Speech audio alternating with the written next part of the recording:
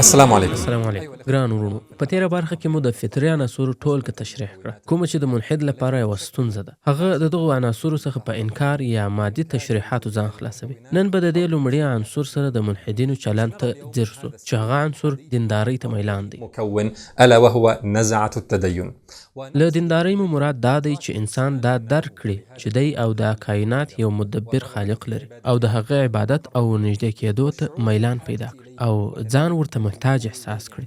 همدارنګه د سختیو پر مهال هغه ته پناه وروړل. اسلامي لیدلوري دا میلان یو حقیقت ګڼي چې په ډیرو آیتونو کې راغلي دي، لکه د الله تعالی دا وینا کله چې انسان ته ضرر ورسیږي نو موږ وربولي، یعنی په عموم کې انسان، ځکه دا یو فطري ځانګړنه ده چې په هر انسان کې کرل سوې ده. زموږ دا خبره چې دینداري فطري ده، یعنی دا د انسان په نفس کې اخښل سوی یو ژور او صمیمي عنصر دی او د هغه د جوړښت یو اصلي برخه ده. ریښې په انسان کې له زیږېدو سره سم د بهرنیو اغیزو پرته موجودې وي.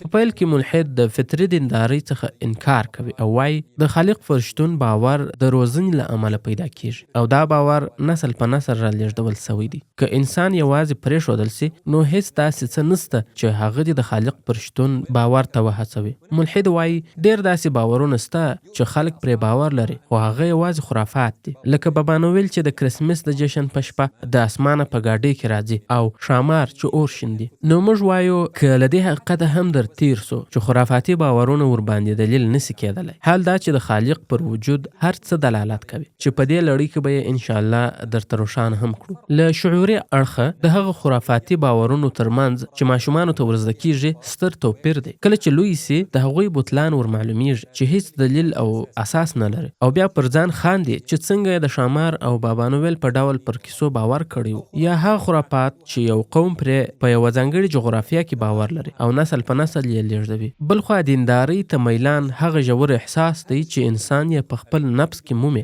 او حتی هغه څوک هم چې انکار ورڅخه کوي خپل ځان غلطوي او انکار ورڅخه کوي خو هغه ته دا پوښتنه بیا پیدا کیږي او وخت په وخت ځان ورښکاره کوي تر دې چې هغه اړ سي او د شتون لپاره یې مادي تفسیرونه ولټوي. د انسان په نفس کې د دیندارۍ ریښې هغه څه دي چې د انسان پوهنې یا انتروپولوژي او ټولنپوهنې سوسیولوژي څېړنې یې هم تاییدوي. په ډیرو څېړنو کې دا خبره راغلې چې دین داسې دی لکه په انسان کې چې له سره ځای پر ځای سوی وي. Religion is hardwired in humans، یعنی دین د انسان په وجود کې یو ریښوي عنصر دی، د رګونو او اعصابو په څېر د هغه له غوښې او وینې سره ګډ دی. دا یو داسې حقیقت دی چې د تاریخ په اوږدو کې هم ژورې ریښې لري، تر دې چې یوناني تاریخ پوه پلوتارک ویلي که په نړۍ کې وګرځې کیدای سي داسې ښارونه ومومې چې دیوالونه ونه لري، آداب ونه لري، پاچاهان ونه لري، شتمني ونه لري، پارکونه ونه لري، خو هیڅ کله به هیڅوک داسې ښار ونه مومي چې د انسان د عبادت لپاره د عبادت ځای ونه لري. يمكن ان يكون في يوم من الايام.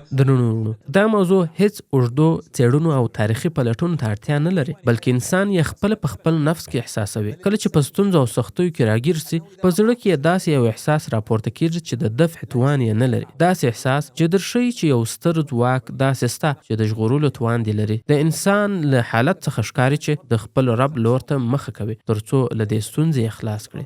ځکه نو د لویدیځ یوه مشهوره مقوله ده چې وایي There are no atheists in foxholes، یعنی د جګړې په هغه سنګرونو کې ملحد نه وي چې ژوند پکښې د ګواښ سره مخ وي. ملحد سرټمپه هم وي. د داسې بې غیرته عسکرو په اړه به وایي کوم چې په بې خطر حالاتو کې د ملکي خلکو په وژلو او د هغوی په عزت لوټولو ساعتېری کوي او دوی به یې په اړه داسې لوحې لیږدوي چې پرې لیکلي وي Atheists in foxholes، ای ملحدون في الخنادق.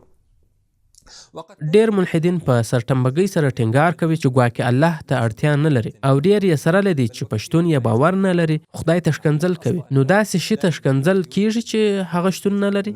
شيئا غیر موجود. لكن د دوی د دې ډول لیونتبره خبرو تکرار که مناسبت ولري کنه د دوی پر ګډوډو نفسیاتو دلالت کوي. یو فطري غږ یې په زړه کې د راپورته کېدو هڅه کوي خو دوی یې غلي کول غواړي. کنه نو دوی دې شور ته څه اړتیا لري ځکه ملحد د خپل عقیدې د ښکاره کولو په بدل کې د اخروي جزا تمه نه لري او نه هم په اخلاقي ډول د خپل عقیدې پر اساس پر خالق د ایمان څخه د خلکو د ژغورلو مجبوریت لري. يعصف بكثير من الملاحدة بعد أن أنكروا هذا المكون الفطري الذي يفرض نفسه عليهم.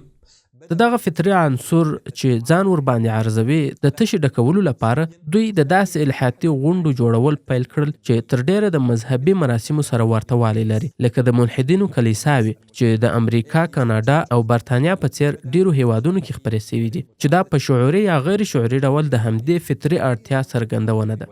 عن مكنون فطري يبحث عن شكل من أشكال التنفيس. او ابن القیم رښتیا ویلي چې په زړه کې یوه داسې اړتیا وي چې پرته له الله تعالی یې هیڅ شی نسی پوره کولی، او پکې یوه ګډوډي وي چې الله ته د مخ اړولو پرته یې هیڅ شی نسی منظمولی، او پکې داسې ناروغي ده چې یوازې یې د الله سره اخلاص او هغه ته عبادت رغولی سي. موږ د شامار یا د بابا نویل په اړه خبرې نه کوو، بلکې د زړه د هغه ژور احساس په اړه خبرې کوو چې ټول انسانان یې د قرنونو راهیسې په ځان کې مومي، او د منکر په ذهن کې د هغه پوښتنې په اړه چې تل ورڅخه د جواب غوښتنه کوي. موږ د هغه باور په اړه خبرې کوو چې د فطري عناصرو ټولګه د هغه د خدماتو او لارښوونو سره بشپړیږي چې په تیره برخه کې متشرح کړل. د خرافاتي باورونو په اړه نه غږیږو ځکه هغه له دې فطري ټولګې سره هیڅ تړاو نه لري. ملحد درته وایي کیدای سي انسان د تسلط مینه احساس کړي یا نارینه پر ښځینه د جنسي تیري غوښتنه ولري، خو پر الله ایمان لرونکو تاسو دا بد تمایلات ګڼئ. نو موږ ورته وایو فنقول لهم میل النفس د انسان نفسي میلان، شهوات او خواهشات زموږ خبره نه باطلوي، که څه هم ځینې خلک بدیو ته میلان لري، خو دا میلان سم نه ګڼي، نه یې ښه بولي او نه یې حق، بلکې د هغه فساد ته قایل دي. نو دلته فطري عنصر چې اخلاقی میلان دی د دې اعتراف سره مل دی چې د بدو خواهشاتو میلان بد دی. انسان په خپل پوهیږي چې دا میلان باطل دی د هغه فطرت د اغیز له امله چې موږ پرې خبرې کوو. نو دا زموږ لپاره دلیل دی، نه زموږ پر ضد. لنا لا علينا. ډیر ملحدینو دا منلي چې دیندارۍ ته میلان د الله پر شتون باور، بهرنۍ او چاپیریالي اغیز نه دی، بلکې د انسان یو مرکزی عنصر دی. خو څه یې وکړل؟ آیا ایمان یې راوړ؟ نه، ځکه الحاد د حقیقت په لټه کې نه دی. کله چې د خپل پخواني باور بطلان وښکاره سي، نو پر الله د ایمان پرته بل بدیل لټوي. دوی وایي لازمه نه ده چې د خالق پر وجود د ایمان میلان د حقیقت وي. کیدای سي دا یو وهم وي چې تصادفاً رامنځته سوی وي، کیدای سي دا یو ځانګړنه وي چې طبیعت د انسان د بقا لپاره غوره کړې. په همدې ډول د دیندارۍ د میلان لپاره مادي سبب لټوي، او په دې اړه ځانګړي علمي څانګې جوړې شوي دي. د بیلګې په توګه له عصبي علومو نیوروساینس څخه یوه بیله سوې څانګه چې ورته وایي نیوروتیولوژي، یعنی عصبي الهیات. دا یوه څېړنیزه څانګه ده چې د عصبي سیستم او دیندارۍ د پدیدې ترمنځ د اړیکې ماهیت روښانه کول غواړي. ان تر دې حد رسېدلي چې د داسې جن لټون کوي چې د دې میلان مسؤول وي. تفتیش عن جین مسؤول عن نزعة التدین هذه. فقد نشر امریکایي جنپو دین ماهر په 2015 کال کې یو کتاب خپور کړ چې عنوان یې God Jinn How Faith is Hardwired in Our Genes دی، یعنی خدایي جن څنګه ایمان زموږ په جنونو کې ځای پر ځای شوی دی. تضمن الإيمان في جيناتنا. وتجد مؤلفات او داسې لیکنې هم شته چې پکښې د مغز هغه برخې لټولې چې د خالق پر شتون د باور مسؤلیت لري، لکه د ماتیو آلپر کتاب The God Part of the Brain، یعنی په مغز کې هغه برخه چې د خالق له شتون سره تړاو لري. تاسو پام وکړئ د ملحدین هیڅ کله د دې لپاره مادي تفسیرونه نه لټوي چې ولې ځینې خلک د شامار په څیر په خرافاتو باور لري. دا مثالونه ملحدین د خدای پر وجود د باور د سپکاوي لپاره کاروي، ځکه د خرافاتو او دیندارۍ ترمنځ ډیر ستر توپیر دی. خرافات تصادفي او بې اساسه دي، خو د دیندارۍ میلان یو ژور فطري احساس دی چې د انسان په نفس کې تل راڅرګندېږي. أصيلة شديدة العمق في الجنس البشري. خو صبر ای ملحدینو، تاسو څه کوئ؟ موږ د دیندارۍ لپاره مادي تفسیر لټوو. سمه ده.